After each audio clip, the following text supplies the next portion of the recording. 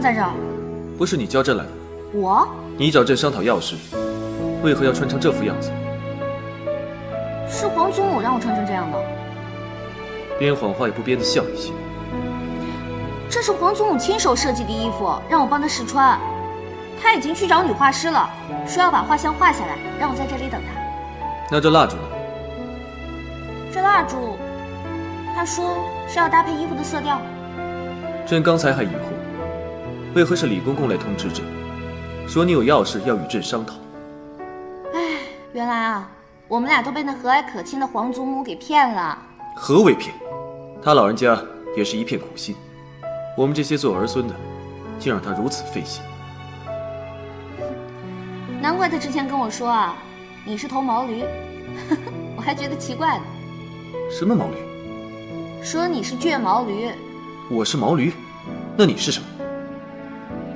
我啊，我是野马呀。爱上一匹野马，可我的家里没有草原，这让我感到绝望。董小姐，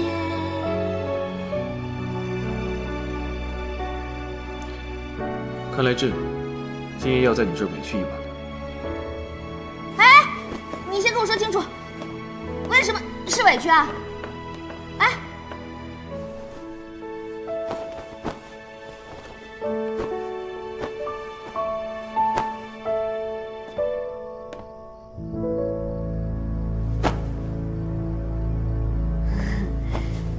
我说天气怪凉的，睡地上多不合适啊。你睡这里？我？好，好，好，我睡就我睡。反正啊，你是我兴盛宫的客人。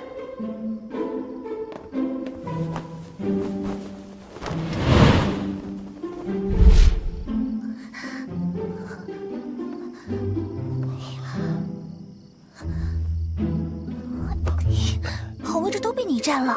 这是风口，我给你挡风呢。看来哀家的方法是奏效了。一会儿哀家走了以后，绿篱不许让任何人打扰他们，知道吗？放心吧，太皇太后。要是有人敢坏我们家娘娘的好事儿，我就跟他拼命。嘘嘘嘘。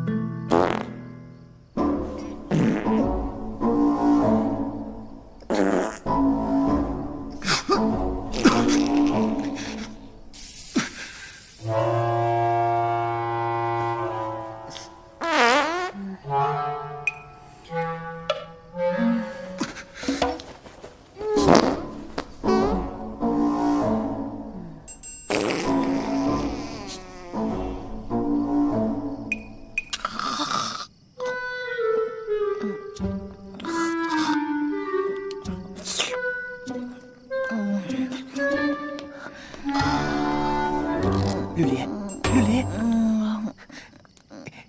绿篱，我有要紧的事通报皇上，麻烦你进去通报一声。讨厌，走开。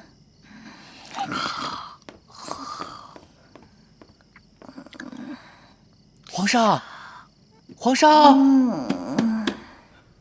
皇上，皇上，皇上，幽兰殿那边出事儿了。听着像是幽兰殿啊。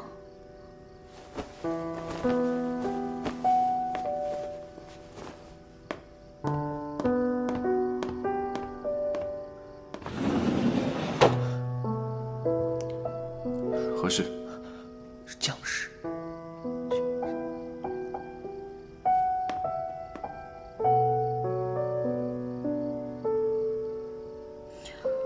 你走吧，你走了，我就可以睡我香甜柔软的床了。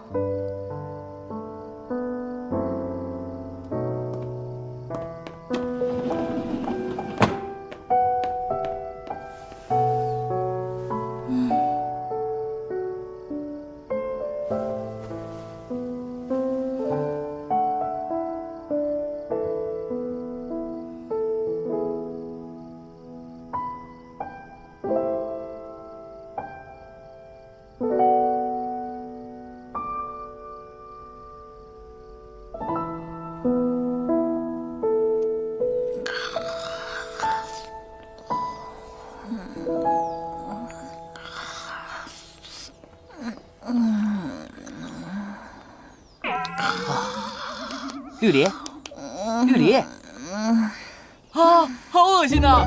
蹭了我一手哈喇子啊！绿篱，谁敢坏我们家娘娘的好事，我跟他拼命！杨公子，怎么是你啊？不是我能是谁啊？一大早上的谁啊？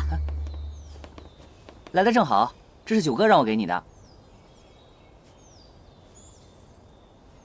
怎么冷不丁的送来这么一个玩意儿？这是九哥特意找人做的，金的，说是只有黄金才能代表他的心。他是同意了，那他为什么不自己送来？还不是你那个快递害的。自从他负责快递之后，整日都在忙，哪有空见你啊？东西我收下了，他的心意我明白了，你回去告诉他，快递的工作会慢慢走上正轨的，叫他不要太辛苦了。等一有时间呢，我就过去看他。娘娘，那就先告辞了。嗯。哼！